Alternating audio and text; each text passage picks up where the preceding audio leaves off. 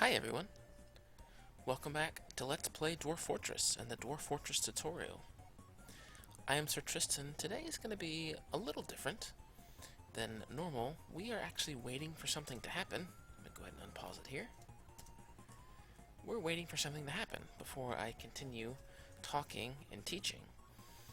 There's something that I want to get to that's pretty important for the next step, but I kind of have to wait for the game to do it for me. Now, if it happens anytime soon, I'm probably going to go ahead and talk about it in this episode, but if it doesn't, I'll probably wait until next episode. I'm actually just going to go ahead and, while I'm thinking about it, designate some area out. Like this. So this is just going to be more of just a playing episode. I've kind of covered the basics of a lot of things, and now there's some stuff that I really want to go into to help make playing a bit easier. Remember that I'm setting designations with D, and then D again to mine things out. I'm just kind of making these rooms nice and large. That's not right.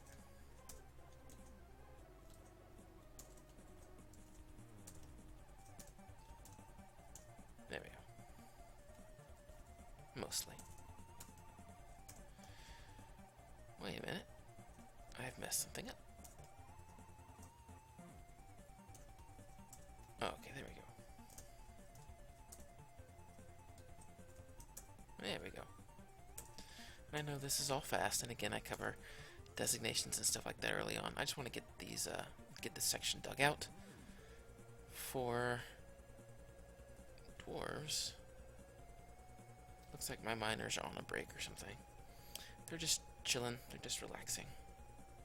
Let's hit Q, make sure that I have things going. I have nothing going at all. Let's take a look at Z real fast. How am I doing with my alcohol? I've got plenty. I probably don't need to make any right this second. If you remember from the last episode, you can see all the flashing crops there that I unfortunately lost. I learned something new while I was playing, and that is dwarves won't pick up plump helmets or other plants unless there's a stockpile for them to go in. So that's why there's this hastily made stockpile right here in the middle that I'm circling with my mouse there. So I learned something new, and that's probably actually something I'm going to fix as soon as they get... There we go. This should be, I think, easy to clear out. Let's hit K real fast and look at what kind of walls we got here. White sand. It's all sand, so they should clear these out pretty quickly. I kind of want to use them as storage. Whoops. Just realized I didn't close off this section here. There we go. I'm going to be using this a lot for storage. Just kind of separating out things that I need. Like different types of food stockpiles. For now, I'm just going to be kind of playing and talking about what I'm doing as I go. And we're just kind of waiting for a certain event. I'm sure probably most of you, if you're familiar with Dwarf Fortress, you know what it is. It happens rather regularly, but since I've probably been paused so much in the last 10 or so videos just because I'm explaining so much that, oh, never mind. It happened already. Look at that. Well, we're like 3 or 4 minutes into the video. So if you see at the bottom of the screen, some migrants have arrived. And that was the thing that I was waiting for. You can actually see them. The game has paused, and it's taken me to the screen where the migrants are appearing. And there's one right up there in the upper left corner. Currently flashing right there. Let's unpause. We got one, and we got some kind of oxen thing, and another. That's 2.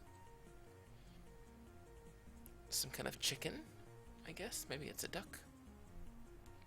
Another ox, another person, or dwarf, a 4th dwarf, a 5th dwarf, a 6th dwarf, a 7th dwarf.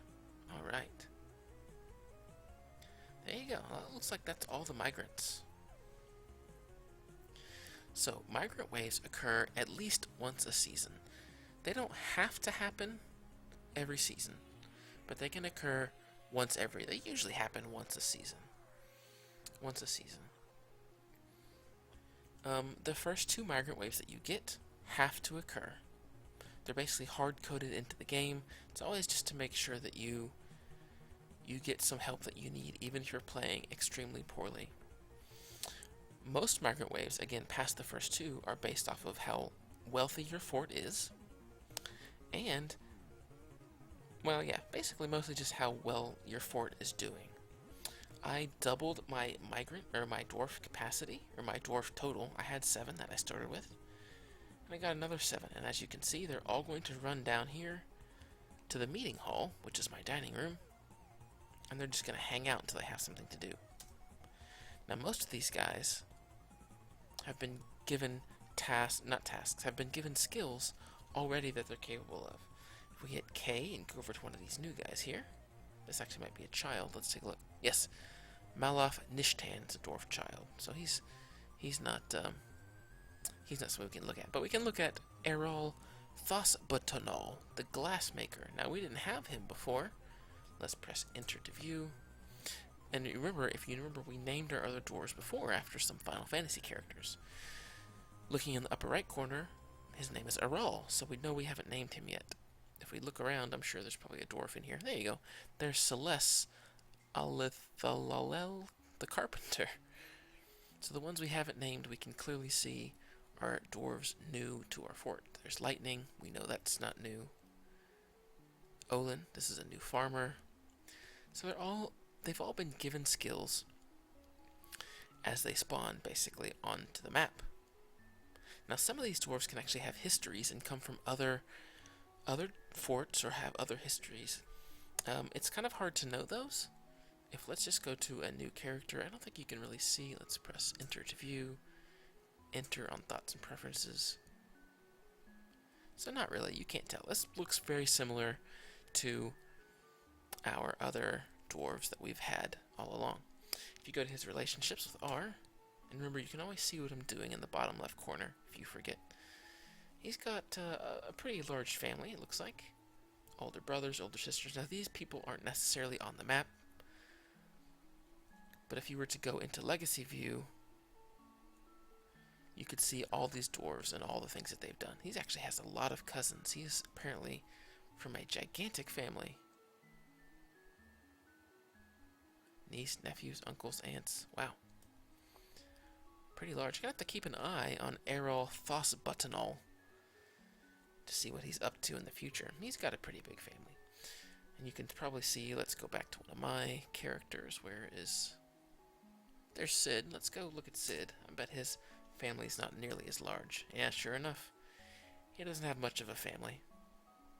Perhaps he'll get one at some point, though. Anyway, these new migrants that come, they are going to have skills already assigned to them. You can see here, Fath Lan Ereban is a lie maker. That's why I give them nicknames, by the way. Because they're so hard to pronounce. But Fath here is already a lie maker. Now, there's a few algorithms in the migrant system that kind of help dictate what these skills are. For the most part, the game is going to try to give you skills that you don't have already. You can see glassmaker, I don't have. Lie maker, I don't have. A tanner, I don't have. Don't have any children, technically. A fishery worker. So a lot of these are jobs or skills that I don't have already. Now, that's not always true. Eventually, you will get all jobs, so some will start to repeat. I think there was a farmer somewhere. Like right here, Olin Railcast. He's a farmer. But we already have a farmer standing right here near him. Lightning. So it is important to note that you do get overlapping skills, for sure. And I believe the wiki says the game is weighted to always kind of give you the base skills a bit more often. So if you lose a planter, or you lose a brewer, or you lose, someone with a basic set of skills, you won't be completely, having to start over completely 100%. That's very nice. I see that flashing is still there.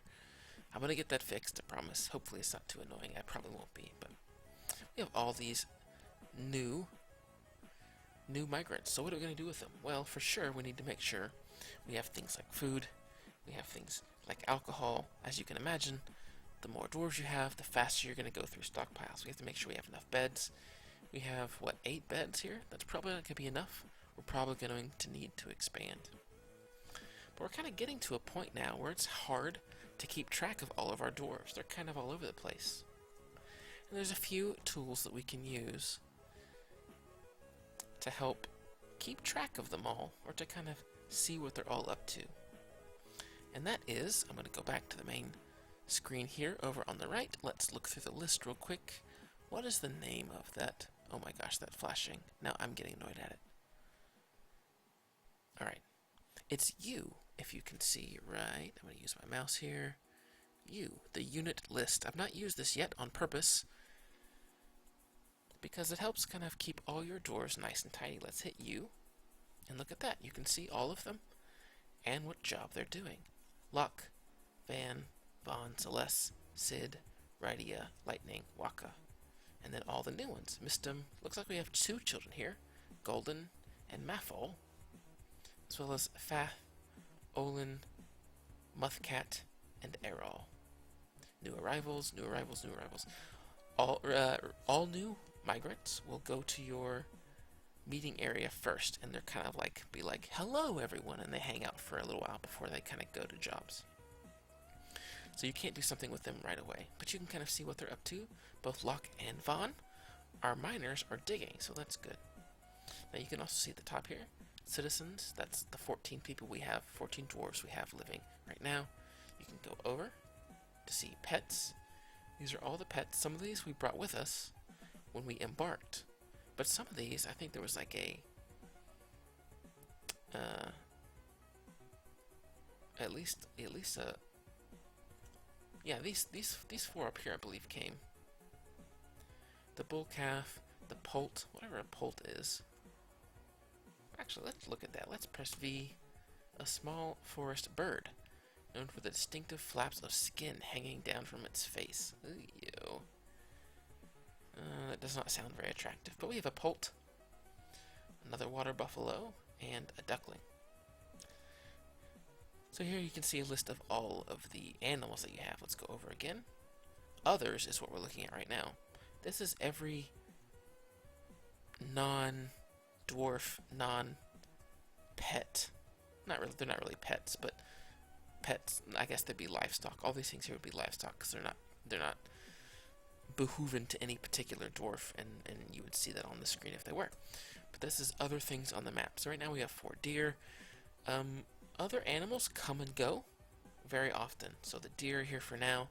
I might leave, and some ocean fish may show up. The ocean fish may leave, and other things may show up as well.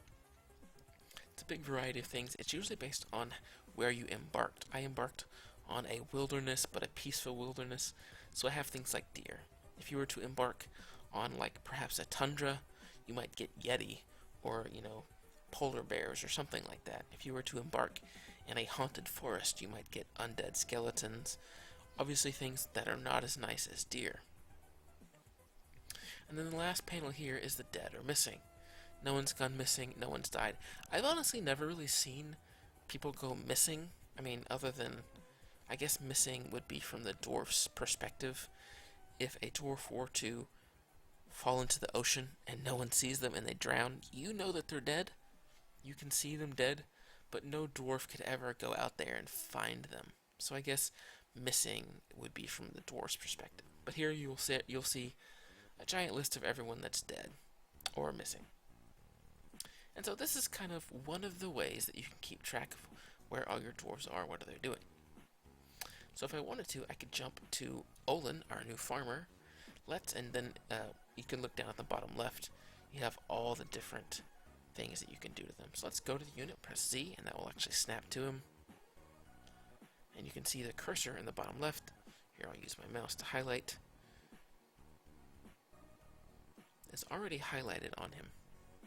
And we have his stats over on the right. He's a novice dyer, a novice presser, and a novice beekeeper. Now he's got the job farmer, because farmer actually covers. So they always take on the name of their highest skill. Now they're all novice, so I was guessing is picking beekeeper, because that's technically a farming profession, to be his to be his job title. And we can give him a specific job title if we want to, if we ever give him something specific to do. But let's go over to P for preferences. Look at L for labor. So you've seen this screen before. This is nothing new. What farming jobs does he have on? So actually, it looks like dyeing. Looks like dyeing is the farm-related job. Honestly, I don't have any use for a dyer right now, so I'm going to turn that off with enter. But I'm going to turn on brewing, plant gathering, plant processing, and farming. So now Olin will help in the responsibilities of planting plump helmets, gathering plump helmets, things like that. We technically already have 3. If you remember, we made Waka also do farming, so I think we actually want to turn that off now that we have a replacement. So I'll press escape, press U again to go back to the unit list, and let's press plus, not plus, it's just up and down here, yes, up and down. Find Waka. Remember, he's the expedition leader, so I want him to focus on doing expedition leadery type things. So we'll press V, not V, sorry. We will press Z to go to him, and then you can see on the right, it's already set up with what he's got for his labors. So we'll go down to farming with plus and minus, press enter, turn off farming. So now Waka can focus on really just being a good expedition leader. Now we can also use the unit list U, as you've actually already seen, to look at them or look at their details. So let's go back to Olin. We're going to need to give him a name. So let's go, press, where is it? Go V to view, and again, you've already seen this, but we can customize directly from here. You've seen the thoughts and preferences, you've seen relationships.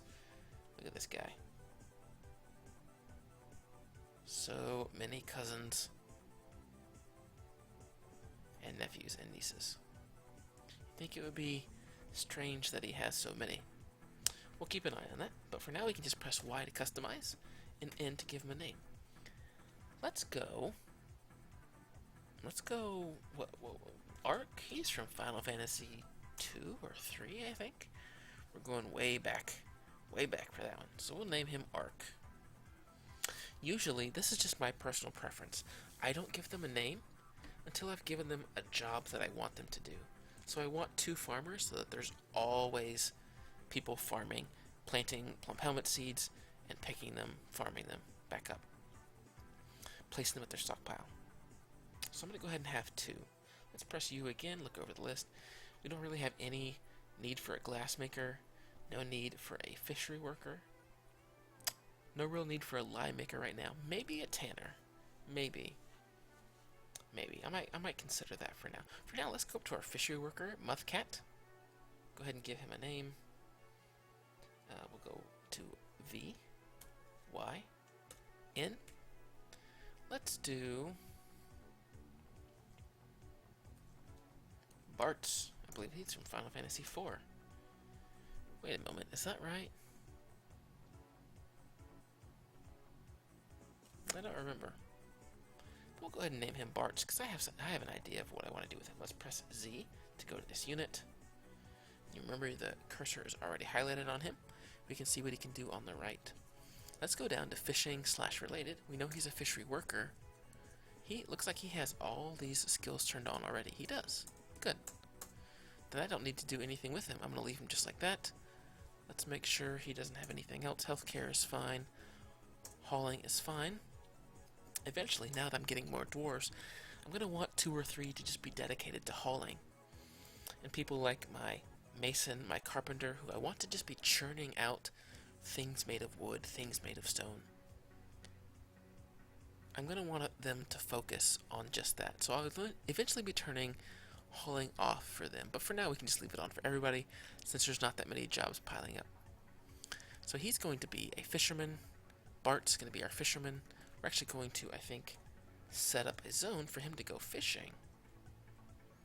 Now, just like before, setting up zones, and again, I'm not dedicating an episode to zones. I guess I kind of have. But I'm just going to be talking with them as they come up.